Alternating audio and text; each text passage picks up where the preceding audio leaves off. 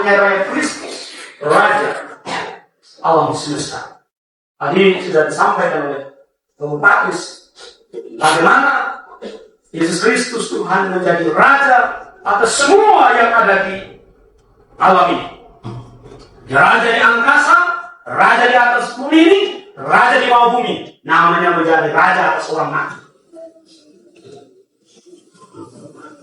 Dalam bacaan kedua tadi kita mendengar bagaimana Rasul Paulus mengatakan dia adalah buah sulung dari antara orang-orang mati. Dia buah sulung kebangkitan.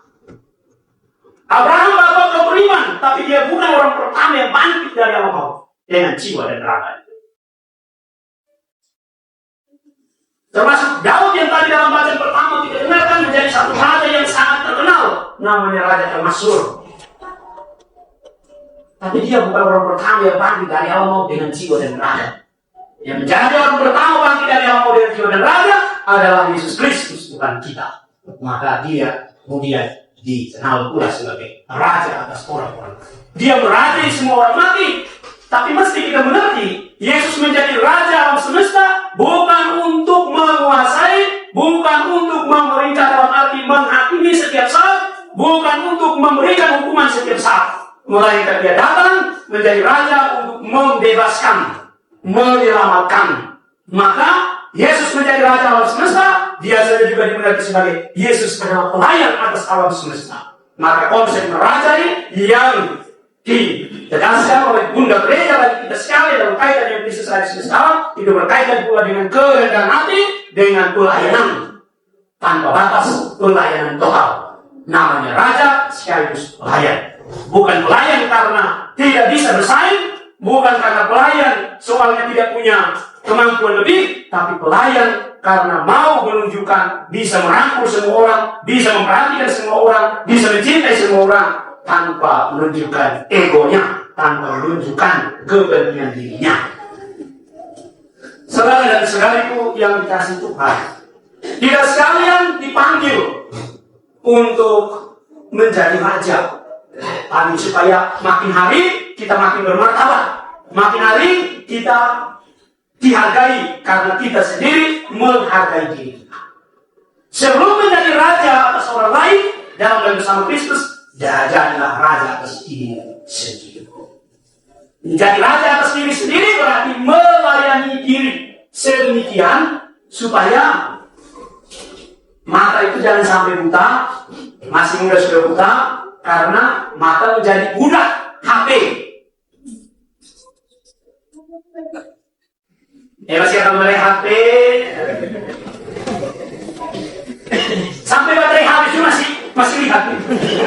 Oh, saya baterai selalu.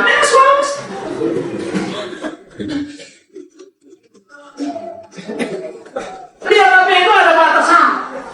Kalau tidak, dia punya sinyal itu mengganggu. Tidak punya mata, tidak mau. Buta. Terlalu mata tidak bisa, mata menjadi mudah dari teknologi, sudah tidak bisa jadi raja lagi. Dari amanah itu Bagaimana kalau kamu mata sudah buta? Raja apa yang raja mata buta begini? Mata fisik saja buta, boleh mata mati. Mata hati lebih buta lagi. Namanya buta domel-domel. Pasti harus mengambil cara. Coba tanya orang Paris, walaupun beliau influencer, media sosial yang sangat kuat, tapi beliau mampu mengatur kapan harus menggunakan HP dan kapan tidak menggunakan HP. Kita host influencer, tapi dia kalau nggak ada HP, dia siapa bolos ya?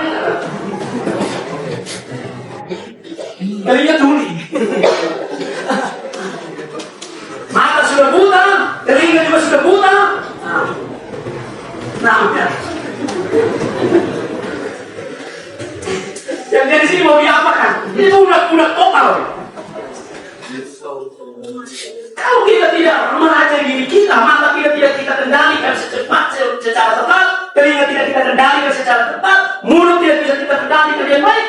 Jangan bermimpi untuk meraja bersama Kristus. Nanti sampai kucing ada kandung juga kita belum bisa jadi raja bersama Kristus. Lebih-lebih lidah dong. Lidah tak betulan, nah itu lagu-lagu dari Edo. lagu tempo dulu, nanti cek baik-baik di itu bahwa itu stasiun, mereka tahu baik. Dia tak betulan, jangan apa sambungannya? Mudah sekali untuk menipu. Hari ini bilang A, besok bilang C. Hari ini bilang A. Dia bawa, besok bilang O, SEO. Kalau kita tidak kendalikan mulut kita, lidah kita, maka yang benar kita omong salah, yang salah tidak benarkan. Namanya menjadi manusia tuti, bukan tipu. Nah, untuk mereka yang nama tuti, bukan. Mereka namanya tuti memang. Tapi ada yang namanya Anton tapi tuti.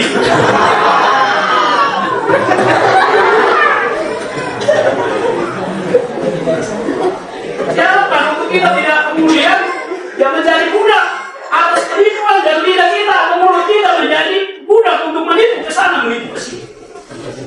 Gosip ke sana, gosip ke sini.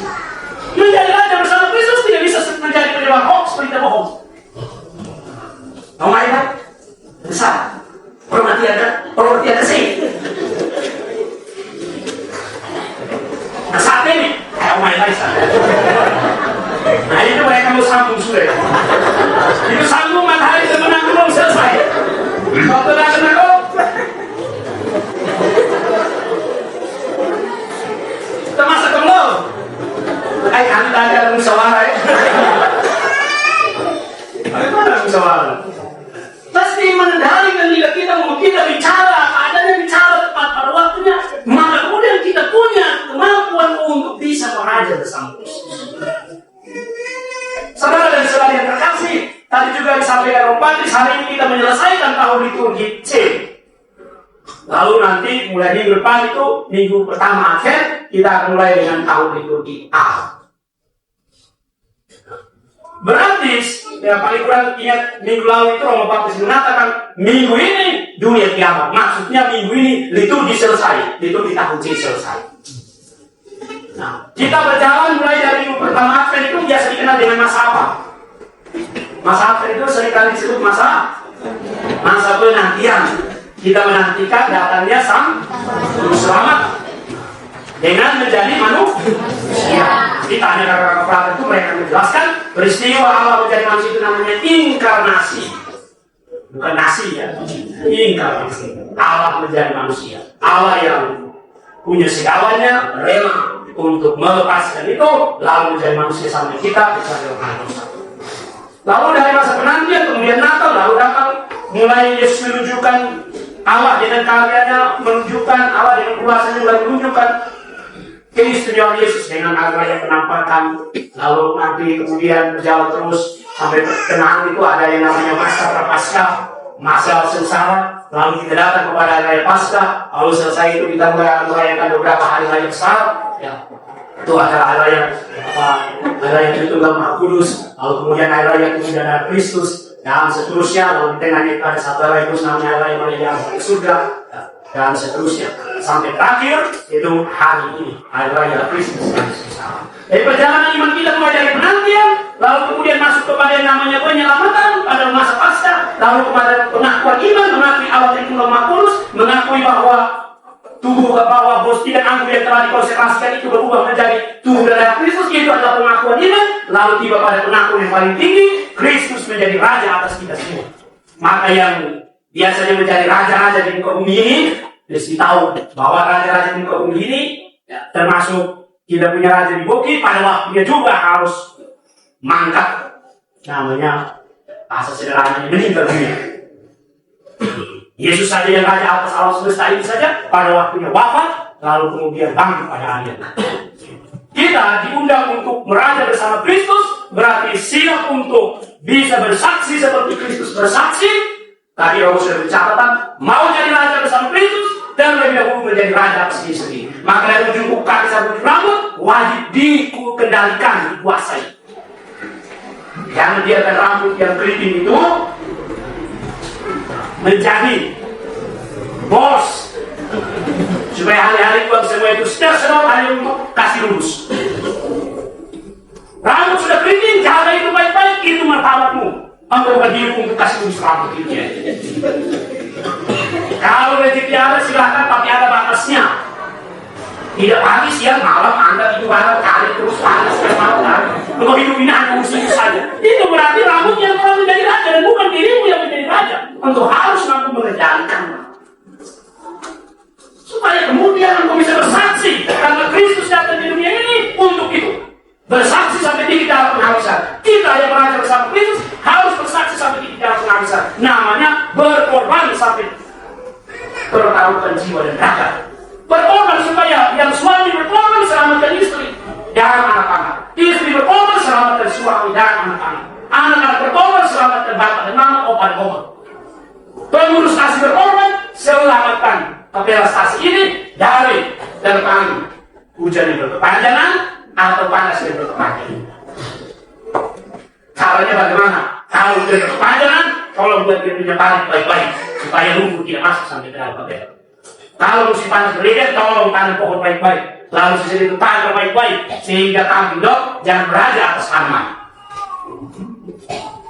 Selamat merayakan hari raya Kristus Raja Alam Semesta. Tuhan Yesus Kristus yang menjadi Raja menolong kita untuk berada bersama Dia. Tuhan memberkati. Amin.